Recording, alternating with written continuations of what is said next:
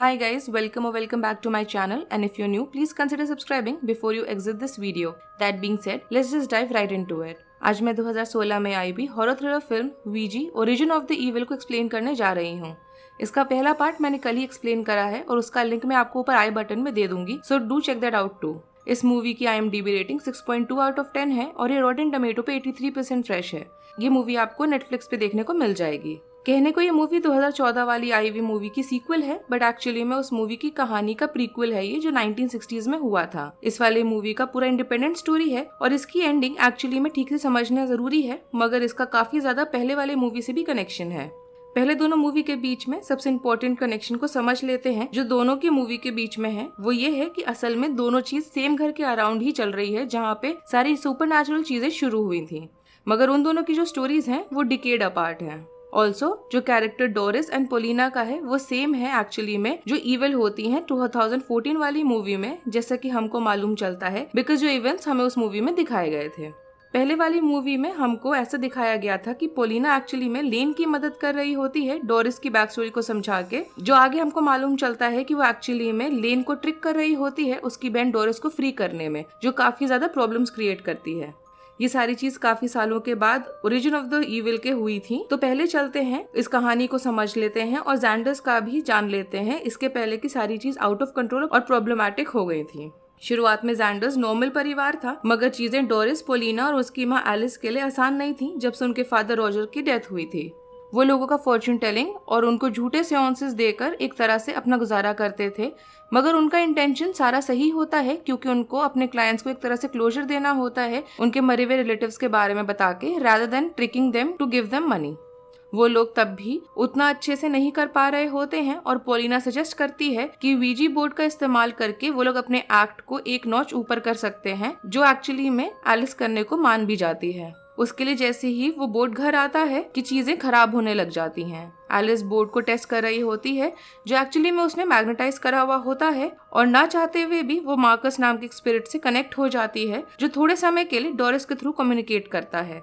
बाद में जब डोरिस अकेले होती है तो वो उसी बोर्ड को निकाल के यूज करती है स्पिरिट से कनेक्ट करने के लिए, जो स्पेल आउट करता है हाई फ्रेंड। यही सेम चीज हमने काफी बार पहली वाली मूवी में होते हुए भी देखी है, मगर डोरिस को ये नहीं मालूम होता कि वो बोर्ड अकेले यूज नहीं करना चाहिए क्योंकि वो 3 में से एक रूल होता है जो उसने ब्रेक कर दिया होता है ये करके। बाकी दोनों रूल ये होता है कि आप इसको कब्रिस्तान में नहीं यूज करोगे, और तीसरा ये कि हर बार गेम के बाद आप गुड बाय बोलोगे।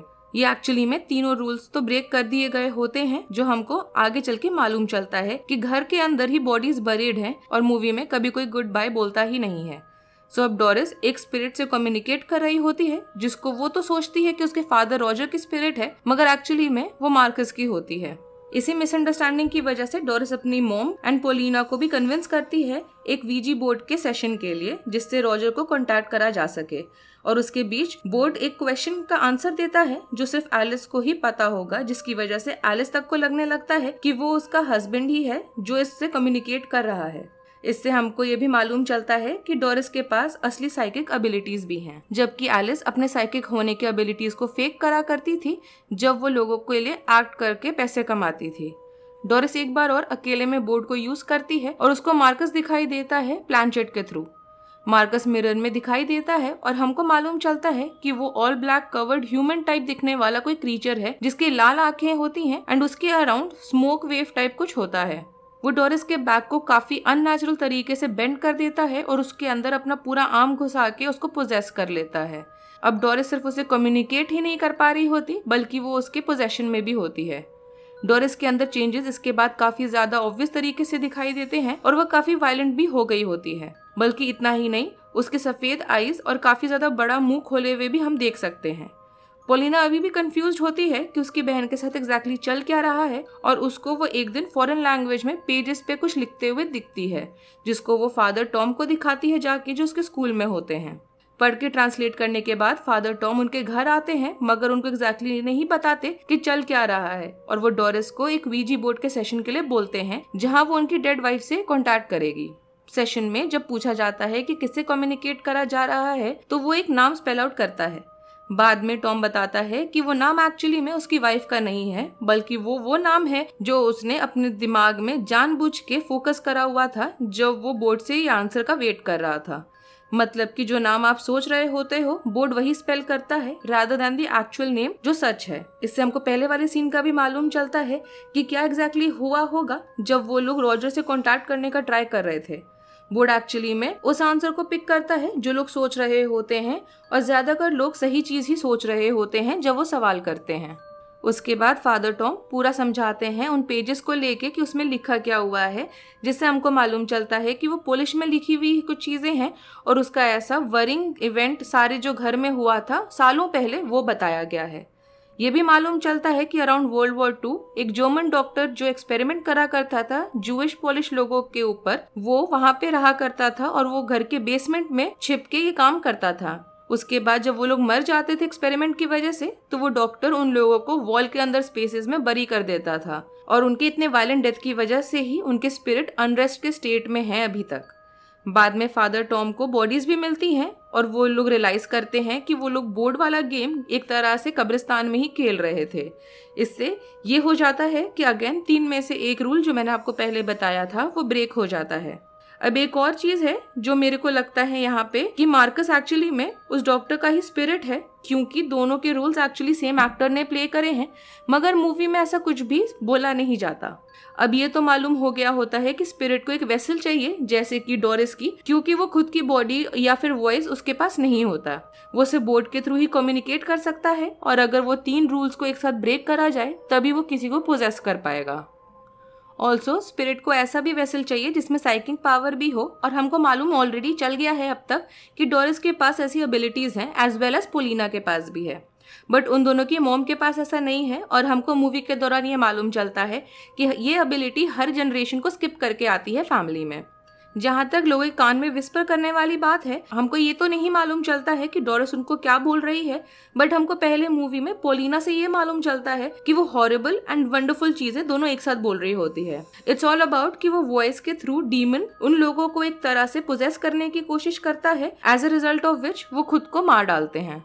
ये वाला कॉन्सेप्ट अगेन हमको पहली वाली मूवी में ज्यादा सही तरीके से दिखाया गया है कि जब कोई भी इंसान पोजेस होता है वो अपने आप को मार डालता है, और इस वाले में डोरिस के थ्रू मार्कस ऐसा कर रहा होता है। वो पोलिना के बॉयफ्रेंड माइकी और फादर टॉम को भी अब्रप्टली उनका ब्रेक करके नेक उनको फेंक देता है, जिससे कि वो भी मारे जाते हैं। अब हमको एंड में मालूम चलता है कि डोरिस ने पोलिना के कान में कुछ तो विस्पर करा था, और पोलिना के पास भी साइकिक एबिलिटीज हैं, और उसको अपने फादर का एक विजन भी आता है जो उसकी मदद करता है ये दिखा के कि डोरिस को कैसे रोका जाए, which is sewing her lips shut, जिससे कि वो वॉइसेस आनी बंद हो जाएंगी। Towards the end Alice basement वाले सीक्रेट रूम में ही होती है एक्सपेरिमेंट वाले टेबल पे, और अब डोरिस को रोकने की पूरी रिस्पॉन्सिबिलिटी पोलिना के हाथ में होती है। वो आराम से उस पर हावी हो जाती है और उसके लिप्स को साथ में सिलने लगती है, मगर उसको ऐसा करने के बीच में प्रॉब्लम आ रही होती है क्योंकि अचानक से उसके अराउंड ब्लैक कलर के बहुत सारे स्पिरिट्स आ जाते हैं। असल में उन लोगों की वो स्पिरिट्स होते हैं जिनको उन डॉक्टर्स ने मारा होता है एक्सपेरिमेंट्स करके। पोलिना सक्सेसफुल तो हो जाती है उसके लिप्स को सिलने में, और डोरिस जमीन पे मोशनलेस पड़ी होती है। यह देख के लग रहा होता है कि जैसे शायद वो मर चुकी है। पोलिना उसके बाद अपनी मॉम को किसी तरह से फ्री करती है जाके, कि अचानक से उसकी मॉम उसको स्टैब कर देती है। हमको दिखता है कि पोलिना की आई सफेद हो गई है जैसे कि उसकी बहन के साथ हुआ था। अब ऐसा लग रहा होता है कि शायद वो वॉइसेस उस पे आ गई हैं या फिर मार्कस ने उसको पोजेस कर लिया है। इस सीन को देख के समझना थोड़ा मुश्किल है क्योंकि एग्जैक्टली क्या हुआ है हमको ये नहीं पता चलता, मगर जिस तरह से पूरा सीक्वेंस हुआ होता है अब तक, जैसे डोरिस का पहले कान में विस्पर करना और उसके बाद खुद के उसकी एबिलिटीज होना साइकिक वाली, और उसके अराउंड जो हमें ब्लैक कलर के स्पिरिट्स दिखाई दिए थे, मार्कस के पास काफी टाइम था कि वो डोरिस को छोड़ के पोलिना को पोजेस करे इसके पहले कि डोरिस का मुंह सिला जा सके। फादर टॉम को भी उसने काफी जल्दी से पोजेस कर लिया था जब उसकी आईज भी सफेद हो गई थी और वो डोरिस और पोलिना को अटैक कर रहे थे, तो इससे पोलिना के साथ भी ऐसा ही कुछ हुआ होगा, ये सोचना मुश्किल नहीं है।